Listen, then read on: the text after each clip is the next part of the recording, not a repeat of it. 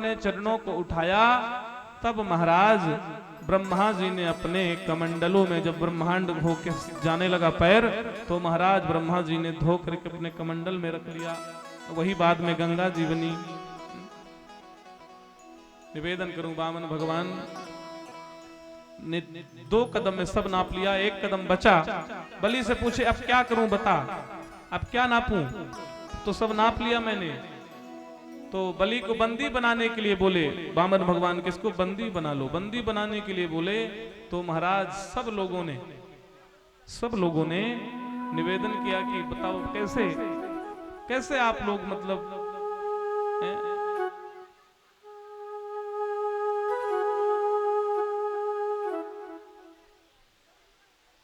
भाव टूट जाता है।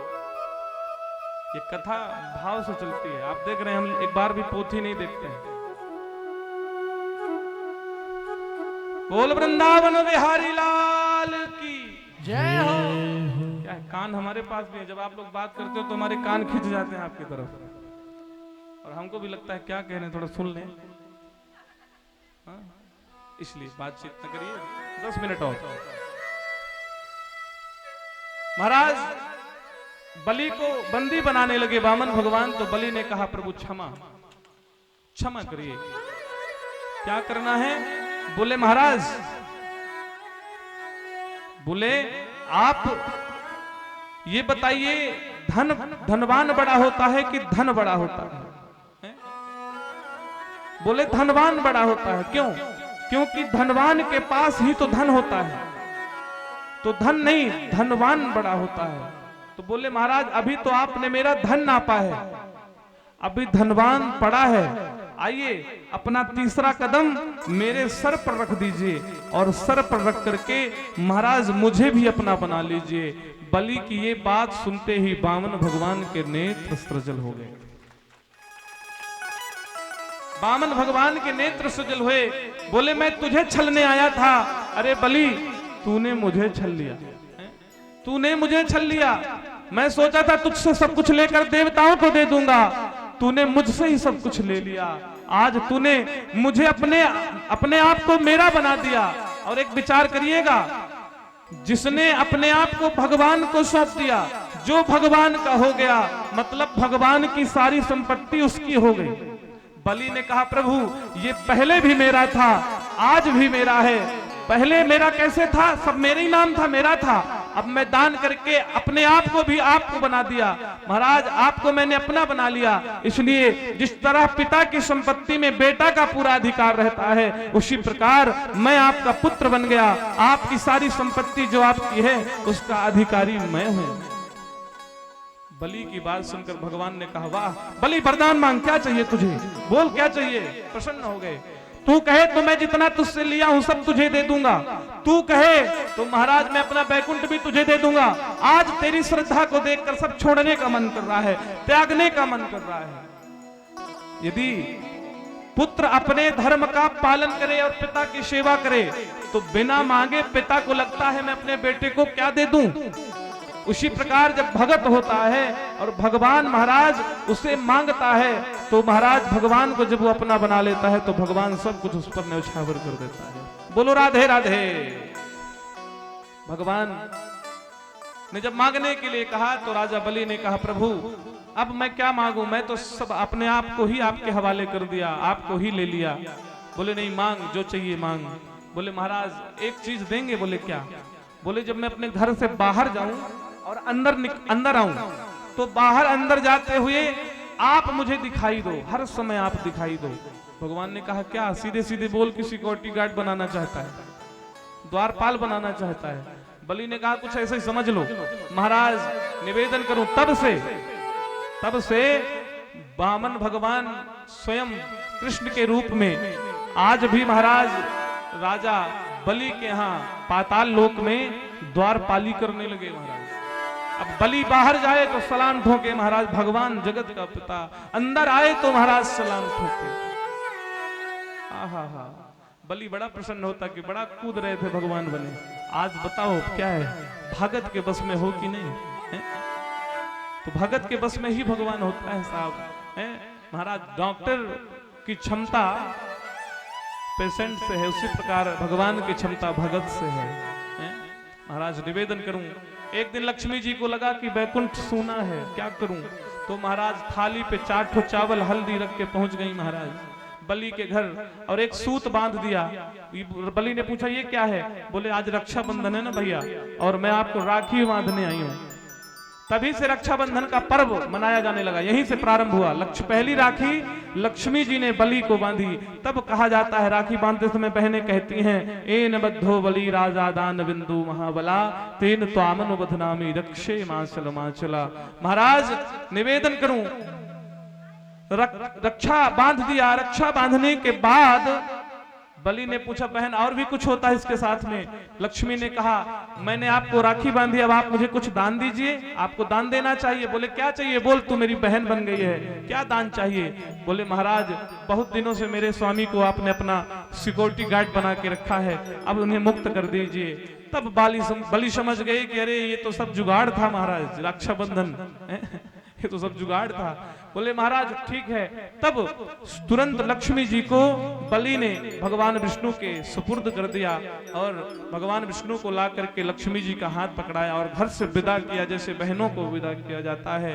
बलि बार बार अपने नेत्रों में अश्रु जल भर कर कहता है कि हे प्रभु, आप मेरे से दूर जा रहे हैं, आज लक्ष्मी को मैंने आपको दे दिया है, अतः आप मेरे ऊपर कृपा किए रहिएगा। महाराज भगवान ने आश्वासन दिया, बलि चिंता ना करो, तुम तो मेरे चरणों के भगत बने रहोगे, सदैव मेरे साथ तेरा नाम लिया जाएगा। इसलिए महाराज बामन के साथ बलि की भी जय बुलाई जाती है। बोलिए बलि बामन भगवान की। महाराज सुखदेव कहते हैं, परीक्षित, इस प्रकार भगवान ने देवताओं के लिए भिक्षा भी मांगा। जो स्वयं लक्ष्मी का पति है, जिसके पास लक्ष्मी पैर दबाती है, वो लक्ष्मीपति भी अपने भक्तों के लिए भिक्षा भी मांगता है। महाराज भिक्षा भी मांग लेता है। निवेदन करूं, इसके बाद महाराज कृष्ण जन्म कराना है आज, और समय लगभग हो ही चुका है। आप लोग लेट आते हो ना, इसलिए थोड़ा सा हम भी विलंब कर देते हैं। नहीं, समय तो 6 बजे का ही, फिर भी बस 5 मिनट का समय दीजिए, 10 मिनट का, और 10 मिनट बाद मैं आपको स्वतंत्र कर दूंगा। कल से आप 2 बजे आने का प्रयास करिएगा। महाराज कृष्ण जन्म के पहले की भूमिका है कि मर्यादा का जन्म हो, राम का जन्म हो। महाराज राम का जन्म हम लोग सुखदेव जी महाराज ने या व्यास जी ने एक पन्ने में, यानी एक अध्याय में राम जी के पूरे चरित्र को लिखा है भागवत में। और हम लोग भी बड़े भाव से महाराज कुछ ही चौपाइयों के माध्यम से बड़े भाव से सुंदर भगवान का जन्म मनाए। महाराज ये सूर्यवंश की परंपरा है, सूर्यवंश की परंपरा। महाराज नारायण के पुत्र ब्रह्मा, ब्रह्मा के मारीची, मारीची के कश्यप, के कश्यप से सूर्य, सूर्य के विवस्वान। महाराज सूर्य से ही सूर्यवंश की परंपरा चालू हुई। यहाँ फिर महाराज इस वंश में रघु आए, रघु से महाराज इसी वंश में दिलीप, भागीरथी, ये सब आए महाराज, और इसी वंश में महाराज अज आए। अज के दशरथ हुए, और दशरथ से ही महाराज ये पुत्र जन्म लेते हैं। दशरथ जी को पहले पुत्र नहीं हो रहे थे महाराज, तो दशरथ जी एक बार अपने गुरुदेव के पास गए पुत्र की आकांक्षा को लेकर। एक बार पति मन माही भई गलानी, हमर सुत नाही। एक बार भो पति मन माही भई गलानी, मोरे सुत नाही। गुरु ग्रह गया तुरत मही पाला, विनय विशाला। है सुत चारी त्रिभुवन विदित, भगत भयहारी। गुरुदेव के पास गए महाराज दशरथ और प्रणाम किया। बहु विनय विशाला, विनय के साथ चरणों को दबाने लगे। वशिष्ठ जी ने पूछा क्या हुआ दशरथ जी? बोले महाराज पुत्र नहीं हो रहे, देख के बताइए योग योग है कि नहीं। गुरुदेव ने योग देखा, बोले है। बोले कितने होंगे? तब कहा धरहूं धीर हुई है सुतचारी, धरहु धीर हुई है सुतचारी। त्रिभुवन विदित भक्त भयहारी, त्रिभुवन विदित भक्त भयहारी। कब होंगे महाराज? बोले जब ये मुहूर्त आएगा। कौन सा? नवमी तिथि मधु मास पुनीता, नवमी तिथि मधु मास पुनीता।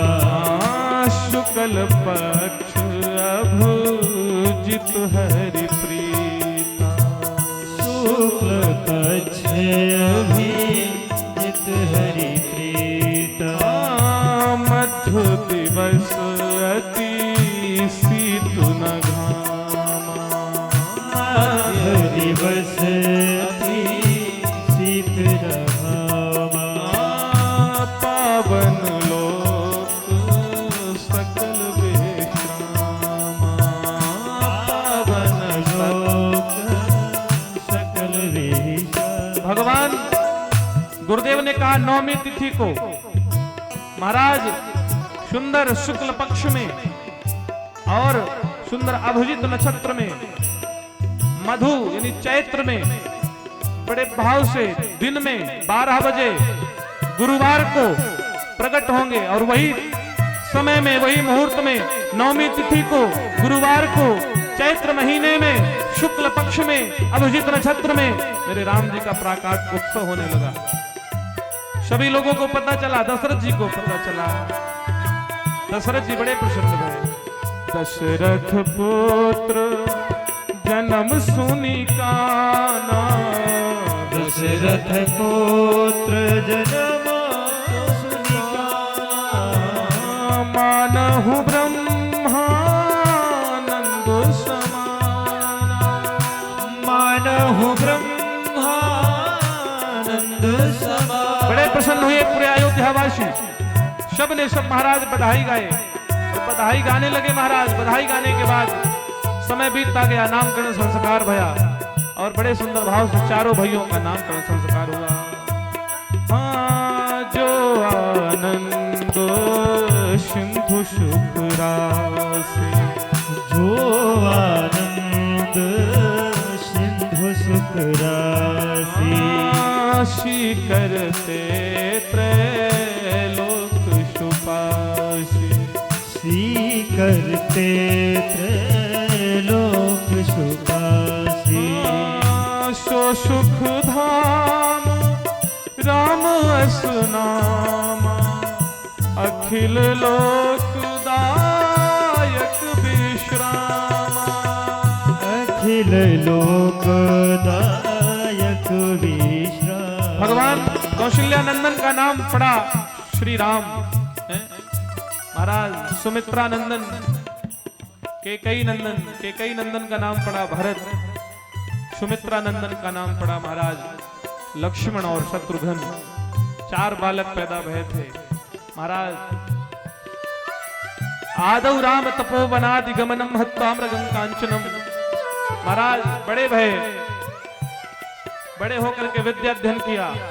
विद्या अध्ययन करने के बाद महाराज विश्वामित्र जी ले गए तो विवाह भया। विवाह के बाद पिता ने वनवास दिया, वनवास गए। वनवास जाने के बाद भगवान ने राक्षसों को मारने के बाद रावण का उद्धार किया और रावण का उद्धार करके महाराज अयोध्या वापस लौटे और राज्य सिंहासन भया, राज्य अभिषेक भया। और बड़े भाव से सुख जी महाराज ने राजा परीक्षित को बड़े भाव से श्री राम कथा श्रवण कर। राम कथा सुनने के बाद महाराज तुरंत भगवान श्री कृष्ण के सुंदर वंश का वर्णन भया। नारायण के पुत्र, नारायण के नाभि से कमल, कमल से ब्रह्मा, ब्रह्मा से अत्रि, अत्रि से चंद्रमा भये, चंद्रमा से बुध, बुध से पुनर्रवा। इनके 6 पुत्र हुए। आयु, शतायु, सत्यायु, रय, जय और विजय। महाराज इसी वंश में महाराज यदु हुए। यदु चा सर्वसम चैव देवयानी विजायत दुग्धम चानुशरम रस्यम शरमिष्ठा पर्ववर्मणि। महाराज देवयानी के दो पुत्र हुए, यदु और तरवशु। महाराज यदु के ही वंश में, इसी वंश में महाराज आयाति हुए। महाराज आयाति के पुत्र महाराज इसी वंश में बड़े भाव से नवनंद भय और एक तरफ सूरसेन भय। सूरसेन के पुत्र हैं महाराज वसुदेव। सूरसेन के पुत्र हैं वसुदेव, और वसुदेव का विवाह हुआ था देवकी के साथ। वैसे तो इनके महाराज कई विवाह हुए हैं। रोहिणी, गौरवी, रोहिणी, भद्रा, मदिरा, रोचना, इला, देवकी, प्रमुखा आसन, पत्नी आसन, जगुंद भई। महाराज देवकी का विवाह कंस ने अपने मित्र वसुदेव के साथ किया। देवकी के गर्भ से ही भगवान का जन्म होता है। देवकी की जब विदाई होने लगी वसुदेव के साथ, और महाराज कंस ने विदा करने के लिए रथ को सजाया और अपनी बहन देवकी और अपने बहनोई वसुदेव को बैठाकर विदा करने लगा, तो आकाशवाणी हो गई कि 8वें गर्भ से जिस बहन को तू ले जा रहा है, विदा करवा रहा है, कंस उसी बहन के 8वें गर्भ का जो पुत्र होगा तेरा काल होगा, तुझे मारेगा। कंस भड़क गया, तलवार निकाल लिया, बोला मार दूंगा, जब मां ही नहीं रहेगी तो बच्चे कहां से पैदा होंगे। मारने लगा तो वसुदेव ने कहा मित्र क्या कर रहे हो, एक अबला नारी को मार रहे हो, यही वीरता है तुम्हारी? बोले मित्र मैं अपने काल को जीवित नहीं रखना चाहता। वसुदेव ने प्रतिज्ञा किया कि मित्र मैं अपनी देवकी का 8वां गर्भ जो होगा वो मैं तुझे सौंप दूंगा, तू मार देना। इसको क्यों मार रहा है बेचारी को, इसने तेरा क्या बिगाड़ा है? बात समझ में आई थोड़ा सा तो इसने मान